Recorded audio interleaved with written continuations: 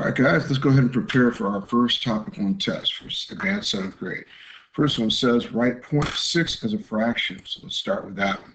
I know I can write any fraction from a decimal by remembering a simple rule. Whatever decimal I have, if it doesn't have a line over it, I can put a line underneath it, put a 0 underneath every number, and put a 1 in front of those zeros, and I've got myself a fraction. And this is actually equivalent, if I reduce this, to 3/5. This works for any number that's a decimal. So if I had 124, then I would, 0.124, I would put 3 zeros under it for every number that's there, right? 1 0, and then put a line in front, and then reduce. It would work. If I had 1.28, I remember that I would go ahead and put a 1 down because I do not make fractions out of whole numbers. And then the 0.28, I would go ahead and put a 0 underneath each number, and then a 1 in front, and then reduce it. Got it? All right, let's go to number 2. Write the repeating decimal. And for those that are wondering what the answer was, remember we started with 0.6, so that was the answer there. Next one says write the repeating decimal, 6.25656565. Okay, on this one, we don't have repeating decimals the whole way through, okay? And remember, this only works if all the numbers, okay, are, if we don't have a repeating numbers up here. This one we do. We see that 5, 6 is actually repeating over and over again. I could cross that out and do that if I wanted to. So how would I do this? Well, I remember that I've got to put 6.25 equal to x. Okay, I'm going to do it over here. X is equal to 6.25. Right, and then I have to remember that I'm going to multiply by the power of 10 for every number that's repeating. I have 2 numbers that's repeating, so I'm going to multiply by the power of 2, which is going to give me 100, right? 1 0 for every one that's here. I'm going to multiply that 2x, right? And that means I have to do that to this side.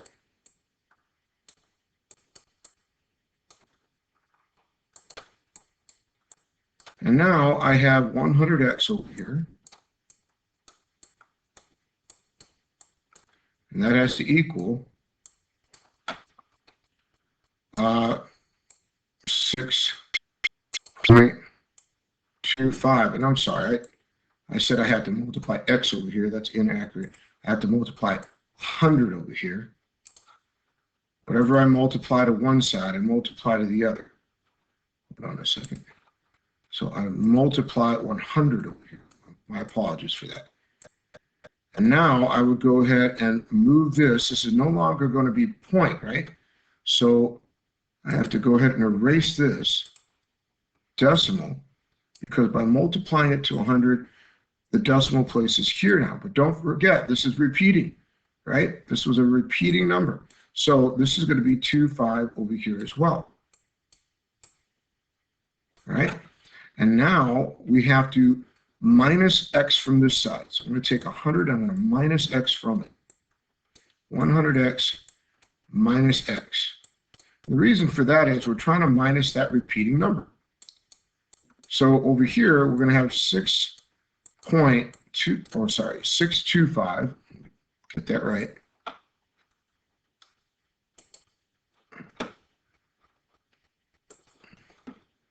Six, 2, 5,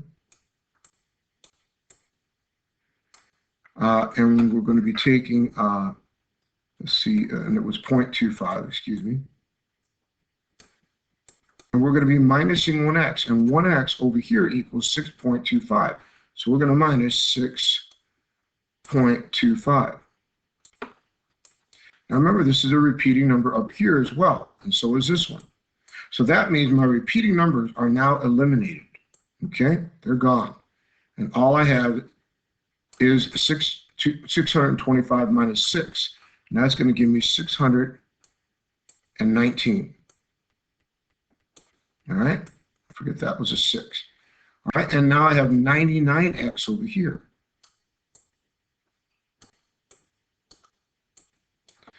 And now I have to divide 99 away so I can get x by itself. And whatever I divide from one side, I have to divide from the other side. Everyone see how that works? All right, now that I have that, I have to go ahead and remember every fraction is really a division problem. This is 619, right, divided by 99, all right? And we would have to put, I'm going to give myself a little bit of a clue. You know what? No, I'm not, because I know you guys are not allowed to use your calculators this time, so I'm going to do it the way you have to. 619 divided by 99. Let's see, that's going to give me, well, 99. It's almost 100, so I know I can go into this 6 times. So I'm going to put that over here. All right. And now I have, let's see, times 6 would be, 9 times 6 would be 54. Carry the 5. And then I have 5 times 9, and that's going to be, well, sorry, 9 times 6, again, would be 54, plus 5 would be 59. Now I have 594 down here.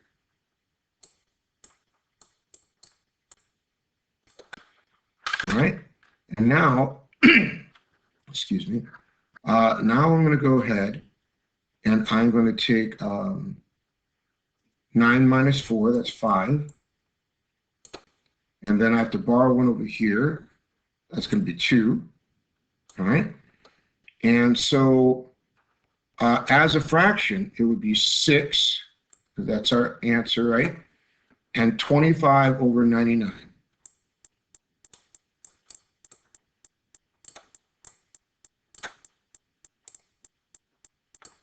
Okay, and we can't reduce that because no number goes into 25 and 99. That would be my final answer. All right, let's go ahead and look at this one. Which number is an irrational number? Remember, irrational numbers are numbers that go on forever. They don't have a whole number answer. So let's look at this one. This could be written as a decimal because it's a repeating number. Any decimal that stops or repeats is a rational number. So that one's good. Then we have square root of 10. Well, is there a number that multiplied to itself will equal 10? No, there isn't. So this would be an irrational number. Let's check the others. 3 over 5, any fraction that I can make where 0 is not the denominator is a rational number. So that's a rational number.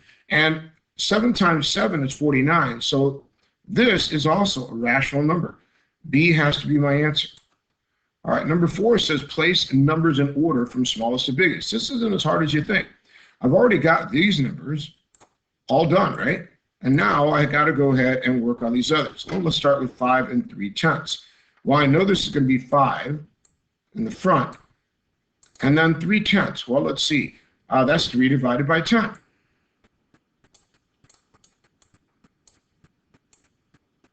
I put my decimal down, put my 0 here. I realize that's going to be 0.3. So this is 5.3. So this is equivalent to 5.3.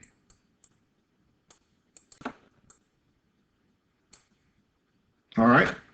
Now I know that 5.3 is going to be bigger than 5.2, so that takes care of that. A negative number is definitely going to be smaller than all of these numbers because it goes to the left side of my number line. Now I got to figure out what number will square root into 28. If I was allowed to use my calculator, this would be so easy, but I can use this common sense just as easy. 1 times 1 is 1. That won't work. 2 times 2 is 4. That won't work. 3 times 3 is 9. 4 times 4 is 16. I'm getting pretty close now. And then 5 times 5 is 25. I know that that's really close. I know it's going to be 5 something. And let's see. 5 times, and I got to think about, how about 5.1? Is that pretty close? Well, 5.1 times 5.1 is going to give me, let's see, well, that's going to be 51. And then this would be 0. I have a 5 over here, and then a 25 over here.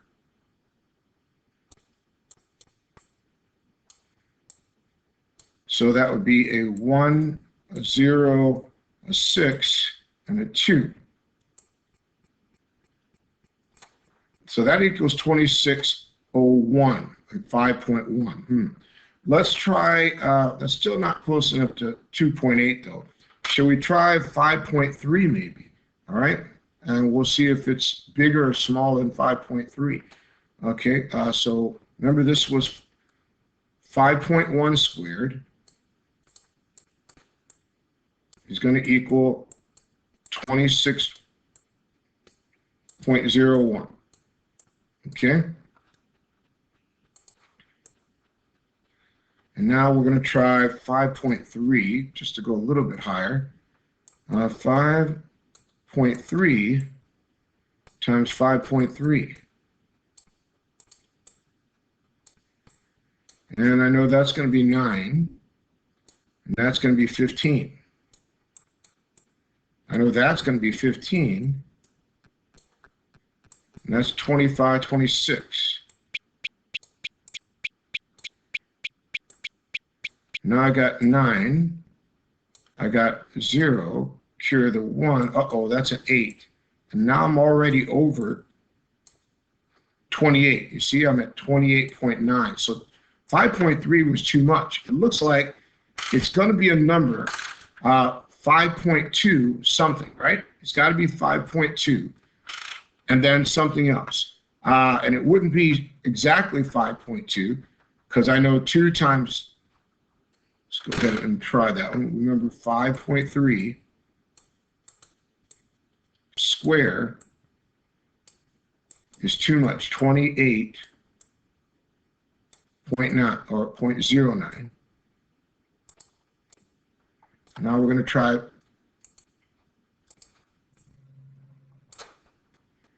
5.2. I guess I should have done this at the beginning. That's going to give me 4. That's going to give me 10. That's going to give me 10. 25, 26.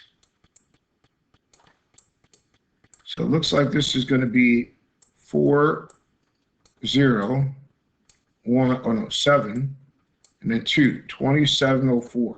So I know now that it's 5.2, and that's going to give me a number that's a little smaller than 28, right? 5.2 is going to give me, so more than 5.2 it's going to have to be something more than 5.2, right? So this number is going to go in between these two numbers.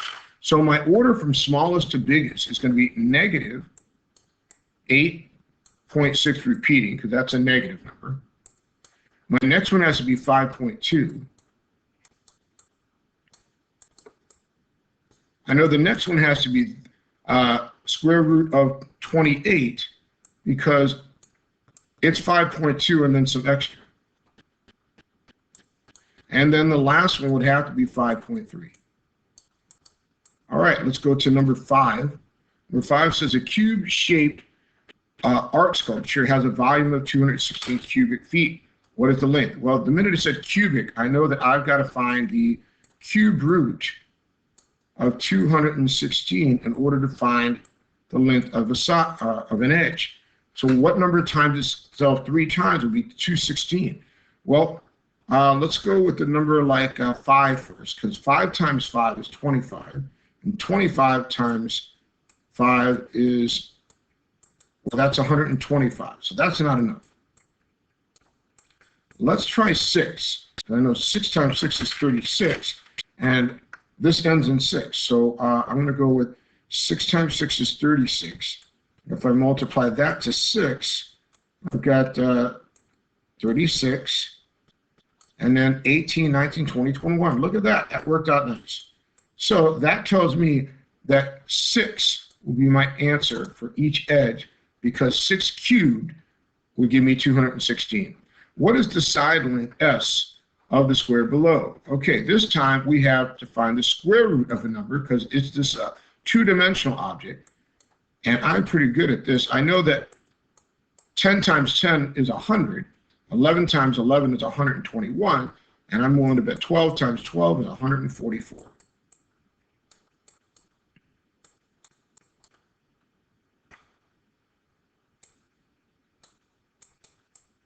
And look at that, 144. So that tells me that this would be 12. All right, number 7, solve for C. What number times itself 3 times will equal negative 27? Ooh. Okay, to do this, remember the 3 is applied to C, okay? C being the number. So I know a number multiplied to itself 3 times, a negative number will give me a negative number. So I'm going to put a negative in front for sure. And I think that 3 times 3 is 9. And then 9 times 3 is 27. So that would tell me negative 3 could be my only answer. I couldn't have a positive because I get a positive answer. Number 8, what is equivalent to the expression 9 to the 5th power times 9 to the 12th? Remember, the rule is when I'm multiplying, I'm allowed to add my exponent. So this is like 9 to the 5th power plus 12, right, to the 12th. So this is going to give me 9 to the 17th power. Next, we got solve for 6 to the 7th power times 3 to the 7th power. Solve for, okay. So once again, I'm multiplying, but this time my bases are different. My exponents are the same. When I do this, I'm allowed to multiply my base and keep my exponent. So 6 times 3 is 18. So this is 18 to the 7th power. Last one. At the end of a party, 5/8 cup of dip is left. Jim divides 5/6 of the leftovers of dip equally between 3 friends. How much dip does each friend have? Well, I know that I'm taking 5/8 cup and I am dividing it, right, by, oh no, I'm multiplying it because I'm trying to find out how much he has left over from the 5/8. So I have to take 5/8 and multiply it to 5/6. This is going to give me 25 over, let's see, 48. And now it says I'm dividing it between 3 firms. So I'm dividing it by 3. To do this, I have to use keep, change, flip. So this is going to be 25 over 28.